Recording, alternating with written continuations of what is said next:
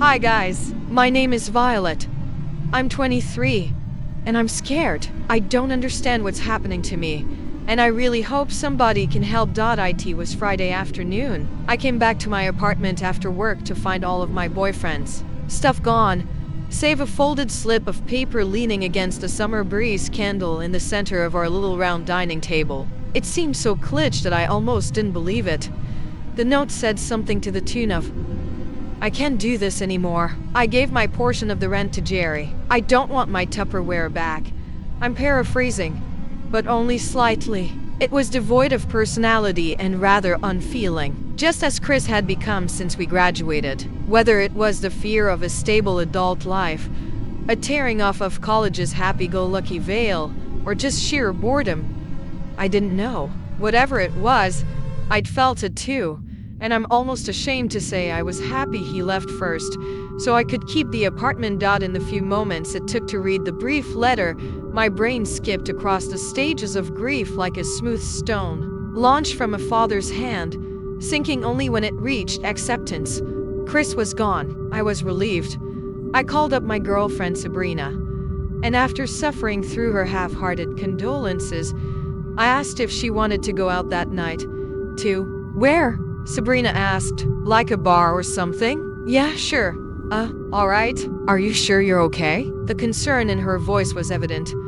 I had never been the partying type, and the first and last time I drank was a Jell-O shot on my 21st birthday. Chris didn't know about that one. He had never approved of drinking alcohol, so I generally stayed away from it. Yes, I'm in the mood to get wasted. I cringed as soon as the word exited my mouth. Alright. She still sounded hesitant, which was honestly fair. I'll see you at 8? Yes. We met at a place called Macduff's Bar and Grill, which was a quaint Irish pub that Sabrina had apparently been to before. The benches and tables were lacquered strips of wood with all the grain and knots showing, and the cozy room glowed in the orange light of a couple wrought iron chandeliers. Great vibes. I love all that old-timey crap. They served several types of Irish beer and whiskey, but I opted for a mojito, which Sabrina said might be a better gateway drink. She was right. It was fizzy and sugary, and before I knew it, only small lumps of eviscerated lime slices and mint leaves lay at the bottom of my 2 empty glasses. It was around that time that I first noticed him. He was cute, with a curated black beard shadowing his carved jaw. A pair of green eyes flickered between the variety of patrons sitting around him, but he did not initiate any conversations. He tapped absently against a partially full glass of beer, the condensation wetting his fingertips. For a few minutes, I watched him as he watched them. It wasn't long before his gaze wandered toward me and stopped. Our eyes bore into each other. The small amount of alcohol I drank must have submerged my more rational tendencies, because before I knew it, I was up and walking toward him.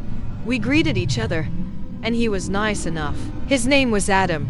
He was in the master's program at the same school I'd graduated from. I'll leave the name out for privacy reasons, and his left ring finger was beautifully unadorned. We hit it off pretty well and chatted for nearly an hour. As the clock neared 11, I made the suggestion, and he accepted. I said goodbye to a flabbergasted Sabrina and left with him. It was stupid, but I was in a stupid mood. I wanted to be reckless. 2 mojitos? He chuckled, his eyes trained on the road. And you're buzzed? Yeah. I yawned. I don't usually drink, but I'm newly single. Kind of a special night, I guess so.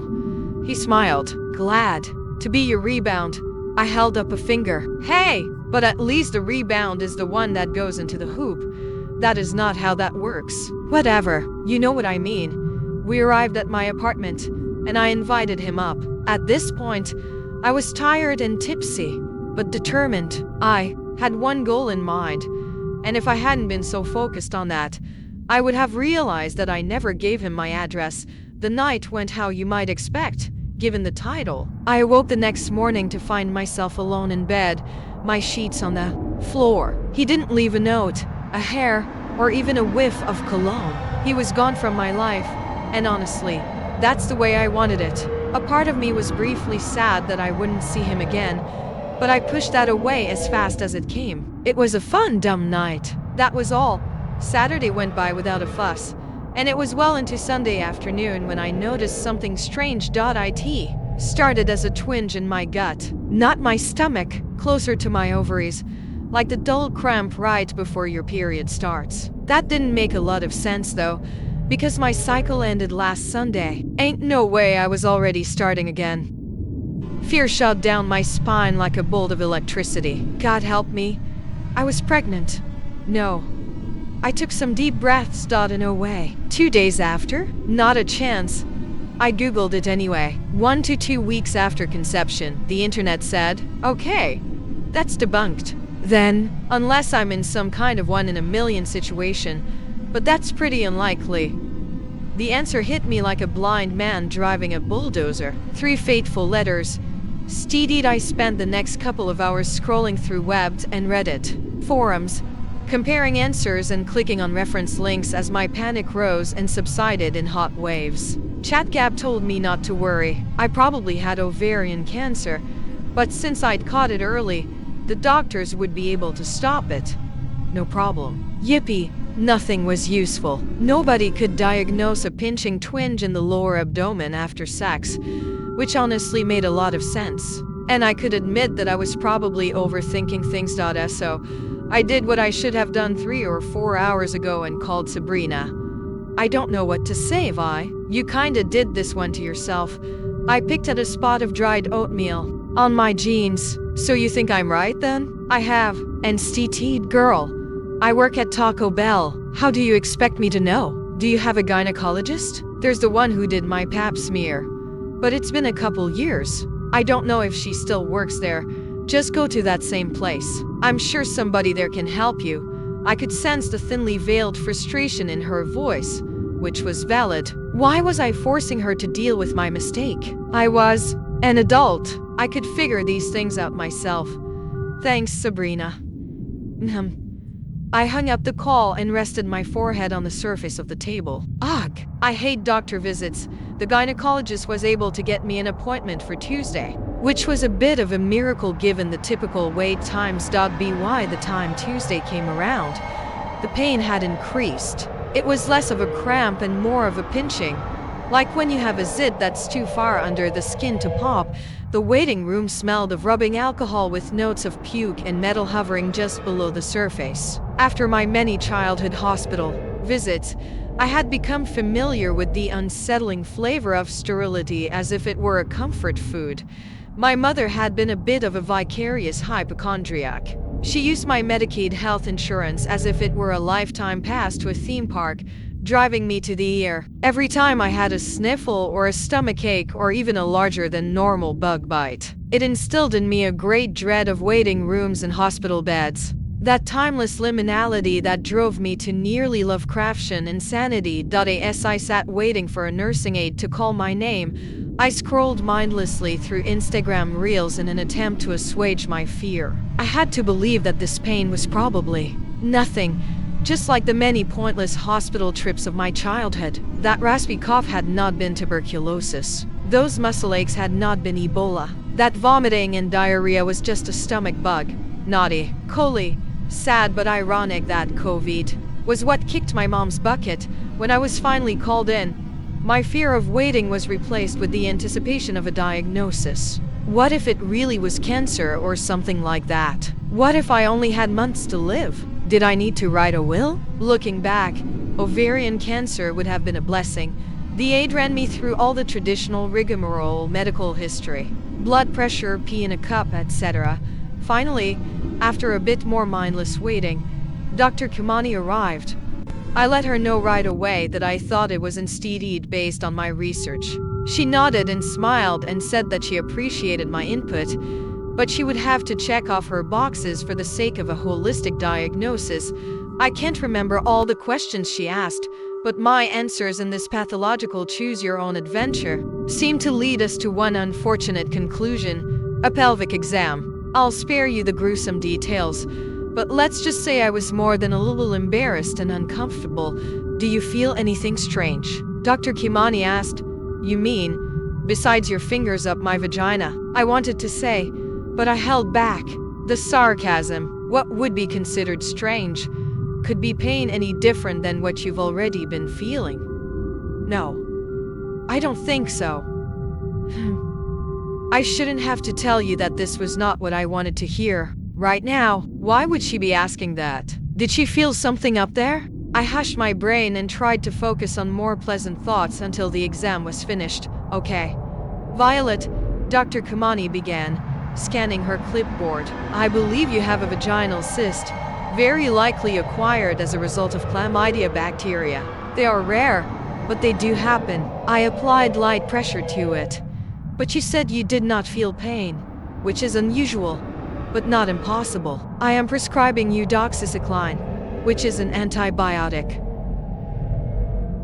Your pain should clear up in about 3 days, but you can continue to take it until it runs out. Do you have any questions? Nope. Thanks. Great. Don't forget to follow up with your PCP. Yep. Cool, dude. I have chlamydia. Thank you, Reckless Violet, for that gift. However, I was relieved to have a diagnosis. Probably a bit too relieved, actually. If I'd taken some more time to think about it, maybe I would have questioned why the pain had started closer to my ovaries, rather than in the vagina itself. Well, the 3 days passed, and despite my hopes and dreams, the pain did not subside. In fact, it grew exponentially worse. The 3rd day, I had to take tow from work, because every step felt like a screwdriver was stabbing me in the bits. I had been taking those antibiotics religiously, once every 12 hours, but they didn't seem to be doing anything. I was getting frustrated at this point, because I really did not want to return to the gynecologist. But what choice did I have? Obviously, this was a misdiagnosis. If my symptoms were supposed to disappear in 3 days, before I went in, I decided to do a little self-examination to see what I could feel. Maybe I was just tweaking, and the cyst was actually going away. If that was the case, then I might be able to avoid the doctor. Wincing through the constant bouts of pain, I did my very best to check myself. I didn't notice anything out of the ordinary until I was a couple inches in. The tips of my fingernails clacked against something hard. I yanked my fingers out of there in a split second and lay on the carpet, frozen. Adrenaline pounded through my body, temporarily numbing the pain in my pelvis. For almost a full minute, my brain didn't seem to know how to think. What was that? I briefly entertained the idea that maybe I'd just tapped on my bone, but that didn't make any sense at all. No, it wasn't a bone. I could tell it wasn't a part of me in the same way you can feel the difference between hair extensions and real human hair. My heart thrummed, and my teeth chattered. I reached a shaking hand back down and tried to feel it again. When my fingers touched it, my stomach turned, but I kept them there. I moved my fingers outward. Its surface was rounded slightly. I pushed gently against it, and it shifted. Something jabbed into the underside of my bladder, and for a moment, every part of my insides that was touching this object felt a slight increase in pressure. Like when you swallow a too large bite of hamburger, and you can feel its shape as it descends through your esophagus. I yelped in surprise and quickly withdrew my hand again. I closed my eyes and muttered 700 prayers under my breath. With shaking hands, I called 911. 911. What is your emergency? My voice breaking, I explained my situation to the best of my ability, leaving out the part about the object. I was in a lot of pain and needed to be taken to the hospital. That's all they needed to know right now. The EMTs asked if I was pregnant, given the location of my pain. No, I'm not freaking pregnant. Do I look pregnant to you? A loaded question that shut up the 2 men in the back of the ambulance with me. They gave me some morphine, and the pain receded, but nothing could take away the feeling of that object shifting inside of me when I pressed on it. Needless to say, I was a bit loopy for the next 2 hours, while they checked me into a room and hooked me up to an IV. A blur of nurses and doctors flew in and out of the room, and by the time they decided to put me through an MRI, I was mostly alert again, though the pain was returning. Being in the MRI machine was a claustrophobic nightmare. I tried to console myself by imagining that this was how Ripley felt in the cryosleep bed at the end of the first Alien, But that just reminded me of the whole chestburster situation, which didn't help my mood. Nothing unusual happened during the MRI, and I was waiting in my room for another dose of morphine when a doctor walked in with a sheaf of photo paper. So, he began, shuffling the papers nervously. I'm not exactly sure how to, well, say this, but is there any way you accidentally put something up there and don't remember? No, I replied in a stern tone. I ground my teeth together as the pulses of pain began to grow again. What is it? Maybe it's better if you see it for yourself. He handed me one of the sheets of paper. I took it and perused it. It was a cross-sectional shot of my pelvis. I could see my organs in what I assumed were their normal positions, though I couldn't tell what was what. I traced up from my groin to where I knew the object to be. An oblong shape rested in the center, maybe 2 inches by 3 inches, pressing out against everything around it. Its edges were gently curved, and inside it lay a strange, twisted form that I couldn't understand. What am I looking at? My voice cracked. We believe it's... He cleared his throat. An egg, excuse me. It's an egg. We don't know what kind of egg, but it is definitely an egg. And how did it get in there? I sure didn't do it. He nodded. Yes. We can tell. It appears as if it originated in your cervix and then expanded, putting pressure on the surrounding organs and bones. You feel so much pain up higher because so much pressure has been placed on your pelvis that it has a hairline fracture, which you can see as that thin line across your pubic bone. This was too much information. My head felt like it was imploding. Can you get it out? I couldn't breathe. I was drowning amidst a tidal wave of pain and disgust and medical terminology. At this point, I didn't care what it was or how it got there. I just wanted it out of my body. Technically, yes, the doctor replied, but there is a risk. Yeah. Well, there's a risk of leaving it inside too. He nodded slowly. Agreed. You'll have to sign a consent form that allows us to perform the surgery. I have to warn you that this will be a very invasive surgery, and there's a risk that it may sterilize you. I gritted my teeth at another wave of abdominal pain. Okay, I grunted. If this is what pregnancy is like, I think I'm good. Very. Well, he opened the door and beckoned. A nurse clad in black scrubs stepped inside, a clipboard in hand. She slipped it onto my lap and I scratched out a jagged signature. My hands were shaking so much. It was another hour of steadily increasing pain before I saw anybody else. Imagine not pooping for a month and then all those festering turds coalesce into a rat king that will do anything to break free of its fleshy prison. And the pain only increased, as if the egg was still expanding. I could feel that hairline fracture now. The pressure was literally splitting the bone in two, a millimeter at a time. We're ready to go, a nurse said, though I barely registered her voice. My vision was blurry, and cold air washed against my damp cheeks. I didn't remember crying. The metal clack clack clack of the bed's uneven wheels on the linoleum felt like somebody with a staple gun and an itchy trigger finger thought.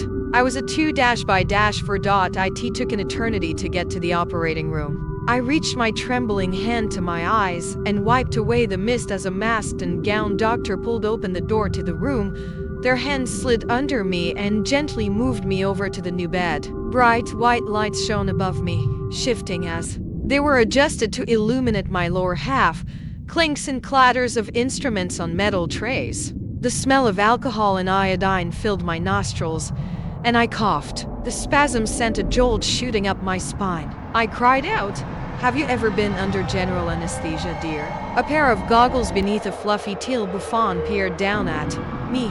"No," I croaked out.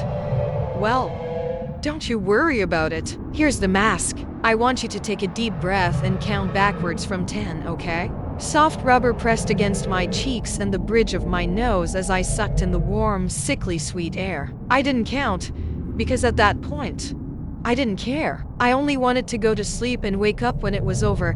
Gravity dragged my tense muscles down until they felt like soggy towels. I melted into the bed and prepared to drift to sleep. My eyes floated to half-mast, but they did not close. I tried to force them closed, but they remained open. I wasn't falling asleep. Shouldn't it have worked by now? My brain sent a signal. to my hand to flag down the nurse, but it didn't respond. I couldn't move. The nurse pulled away the rubber mask and set it to the side. She glanced across my face, her surgical mask inflating and deflating with every breath. "She's out." "Go ahead, sir." 100 screams built within my chest, but I did not have the strength to release them. I was paralyzed. I was a pair of eyes atop a pile of body-shaped mud. The taste of rubber as gloves opened my mouth. A smooth plastic tube pushed itself down my throat. An artificial breath gasped into my lungs. Ready. Scalpel. Light glinted off a stainless steel blade. Gloved hands pulled up my wide gown to reveal my bare lower half. The tip of the blade touched the skin just under my belly button and drew a straight red line across. At verticementis I could feel nothing. I was numb. Panic seized my mind. I needed more oxygen. I wanted to hyperventilate, to breathe faster and scream. I needed to calm down. If I could calm down and endure, it would be over soon. I could have faith in the doctors. I trusted them. Pincers stretched apart the gap in my abdomen. "Oh Lord." The surgeon's hand entered me. "It's intact," he said. "We need to be careful." Nausea churned within me. I appreciated their caution. Despite my predicament, the surgeon grunted and withdrew his hand, slick with red paint. "Bring them in." A knock on the door. Faint whispers. 2 shadowy figures moved into the light. Black. Cleanly cut stubble coated his chin. His green eyes crinkled in a subtle smile. "Adam." "What the?" A woman stood next to him. Though she was dressed in a long, white coat, her blonde curls were just as radiant as they were at the Irish pub last Friday. "Status?" Sabrina asked. "It appears ready, madam," the surgeon replied. "Perhaps a day longer would bring it to full maturity. But I am not sure we could keep the subject under anesthesia for that long."